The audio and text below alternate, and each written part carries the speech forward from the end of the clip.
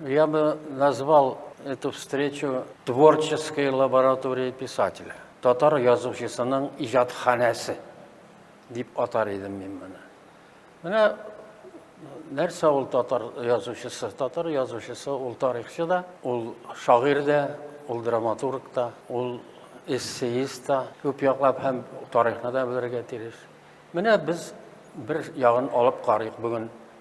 Татар театрының тарихы. Ну, галопом по Европе пройдемся, потому что слишком большая тема. Например, сейчас я вас спрошу, сколько лет татарскому театру? 1906. Я думал, до нашей эры. Вот. Да, правильно, но ведь первые представления домашнего театра было в 1903 году, еще ныне еще этот дом живой, вторая гора, 31, двухэтажный дом, это частный дом был, и там домашний театр работал по описанию Фатиха Карими, это Шимбе группса, субботний, эта труппа называлась Шимбе. Там были замечательные люди, играли спектакли. Еще дальше, в каком году написана пьеса? В 19 век. Ильясы была, имя? Ильясы. Раз написана пьеса, значит, его играли. Но где? Шәкертләр мәктәбендә була бит әле. Театр Шакиров. Это комедия клаб, древний комедия клаб. Муллалар турында, городничилар турында, сатирик театр был. А потом историк у нас Хасан Губайдуллин писал, что нашлись куклы, театральные куклы в Булгарах. Значит, театр кукол был. Еще дальше, еще глубже копнем. Первая пьеса написана в 15 году, по моему мнению. Не по мнению ученых. Ул пьеса Идегей дип атала. 1419 елда Идегей һәлак була. Идегей һәлак булганнан соң барлыкка килә дастан. Пьеса дастан. Эта пьеса состоит только диалог, монолог, комментарий, диалог. Это пьеса, настоящая пьеса. Значит, его играли. Может быть, пели.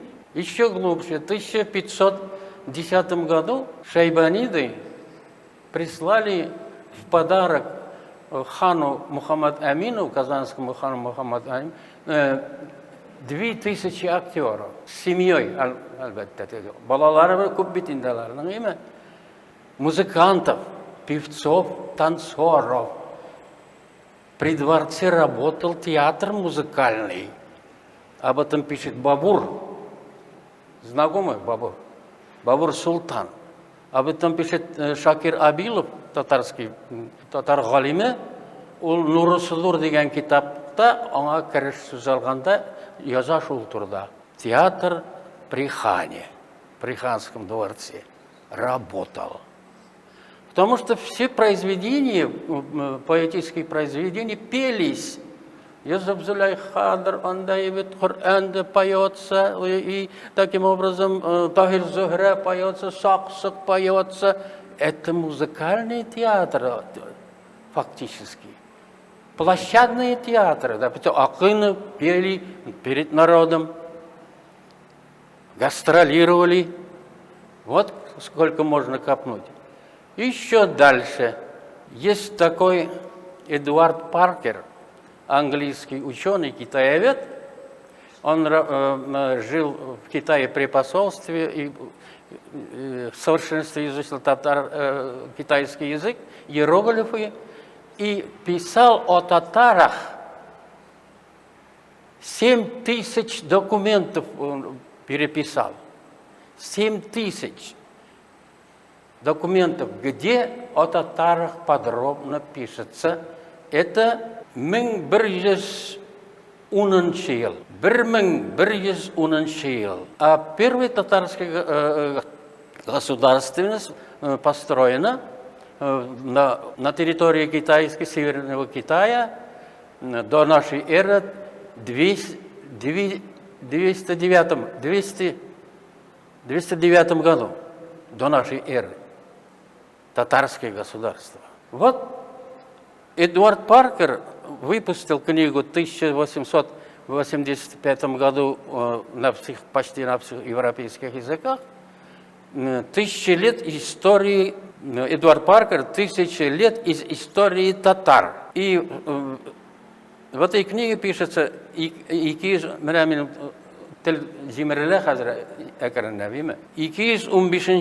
биттен алып укый аласыз. Менә нәрсә язалар. Этой записи 1110 ел авval. 1110 лет. Здесь можно напомнить о занятном случае ссылки к катайским идеям Конфуция, который, однако, имел место 60 лет спустя. Потомок Конфуция в 45-м поколении оказался китайским резидентом-министром при катайском дворе. И грубые татары, развлекая его, дали театральное представление, в котором великий Конфуций был представлен комическим образом. В любой библиотеке можете найти. Эдуард Паркер, «Тысячи лет истории татар». Можете прочесть. Вот таким образом комедийный корабль зародился 3000 лет тому назад на Северном Китае, в татарском государстве. Катай, Катай туркоязычные, китайцы китаеязычные. Вот.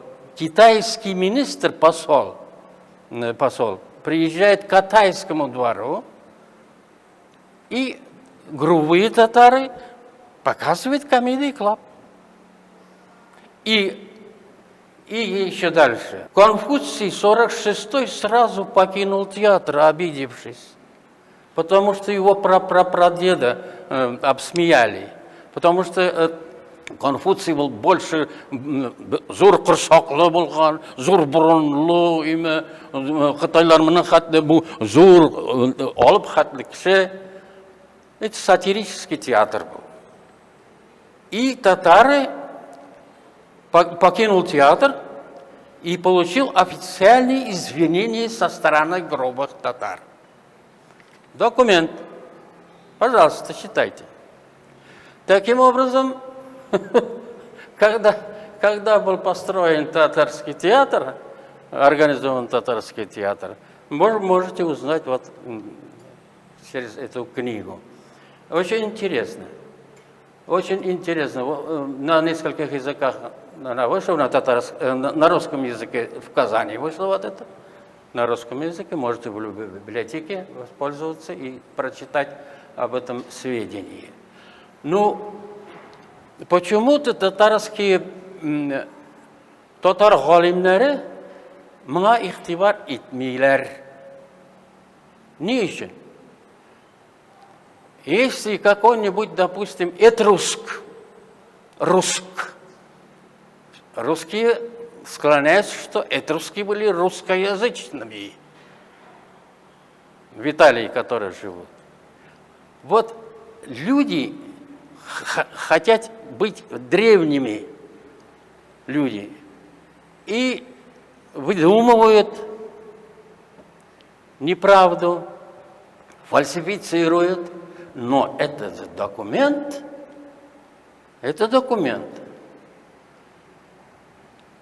Если какой-нибудь грузин или же армянин или же чуваш имел такой, они во всеуслышание протрубили бы.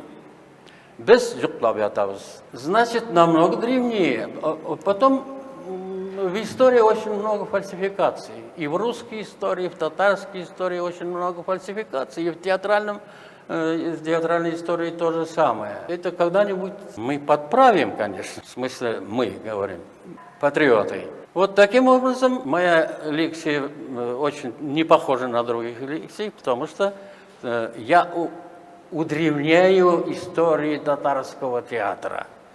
Истории татар удревняю. Потому что татары, кемсыңул татарлар, грубые татары. Как они грубые татары? Может быть, не точный перевод?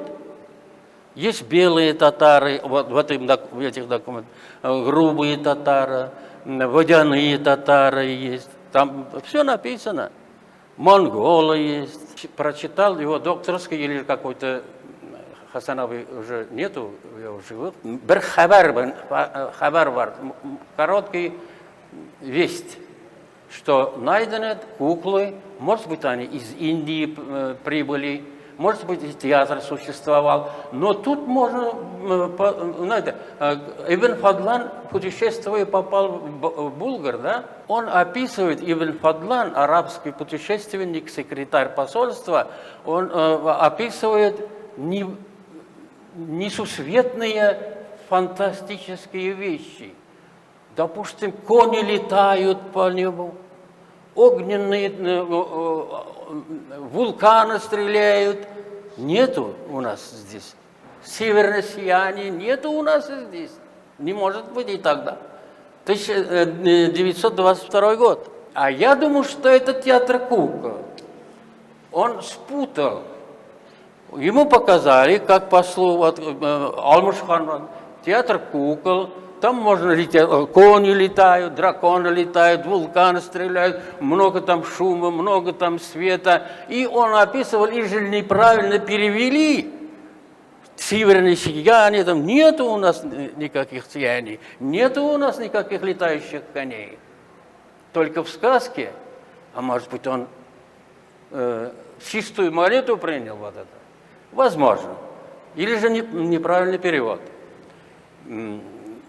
Так что можно стаковать вот эту штуку. Потому что театральные представления, театр теней, это рожденного в Индостане, это ритуальные религиозных представлений, вот они дошли сюда. Может быть, на самом деле был театр теней.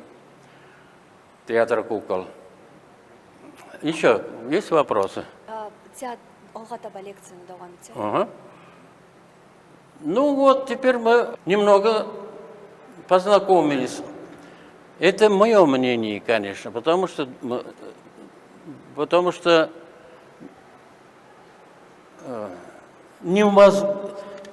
ни татарам невозможно, даже татарам невозможно поверить в это.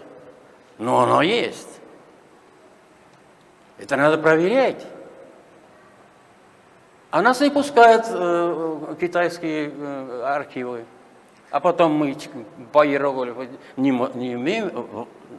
можем читать. Нет таких ученых. Но есть официальная дата. Вот вернемся к ней. Официальная дата, первые актеры, первые спектакли, первый режиссер. Сабантуй – это же театр. Самый древний театр – это Сабантуй у татарского. Это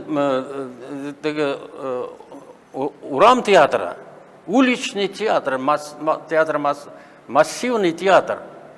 Пение, танцоры, борьба. Это театр, настоящий театр. Это никакой религиозной основы тут не имеется. Это просто представили древняя культура Елоса, татарным Елоса, Сабантуя. Поэтому татары тянутся представлением, театру. Пьеса выпускается, роман выпускается 150 тысяч, допустим, а пьеса 15 тысяч, потому что думают, что эту пьесу не будут читать. Только театре. Нет. Татары читают пьесы. Не оттуда ли же идет? Читают пьесы, взахлеб, как роман читают. В детстве я помню. Жылы мұншаға барып оқитырған едік пьесаларны, Тажи Ғиззаттың пьесасын. Жылы мұнша шәм яндырып оқитырған едік. Это испокон веков, это как традиция тянется к театру. Татарский народ. Театральности. Потому что вот все эти достаны пелись. Фактически народный оперный театр в основе вот этих. Театр меняется всегда. Музыкальные спектакли татарам нравятся. Индийские фильмы нравятся татарскому народу и узбекскому народу в том числе. Туркия за ним намаров.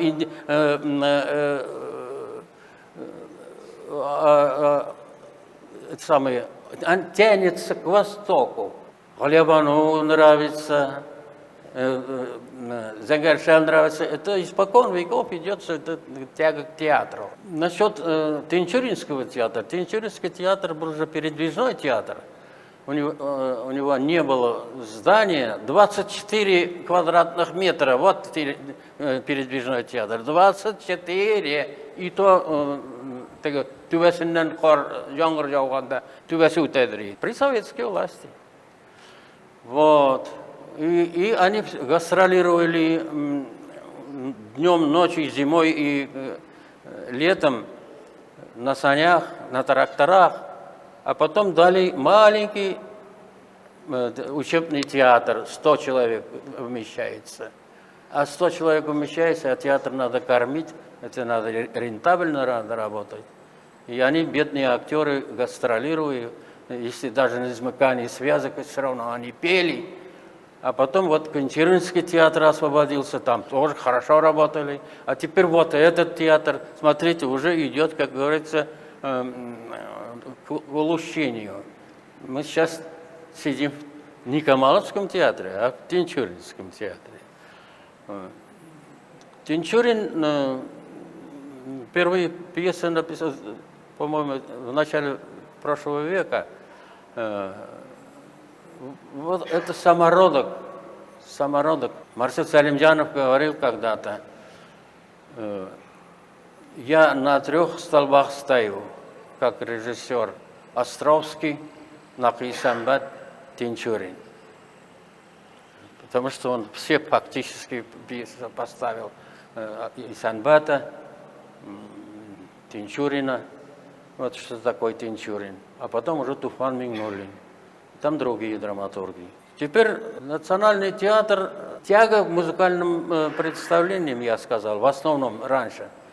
Теперь уже театр сменил, репертуар сменил, современные пьесы, даже не пьесы ставят, стихотворение ставят порой картину ставят.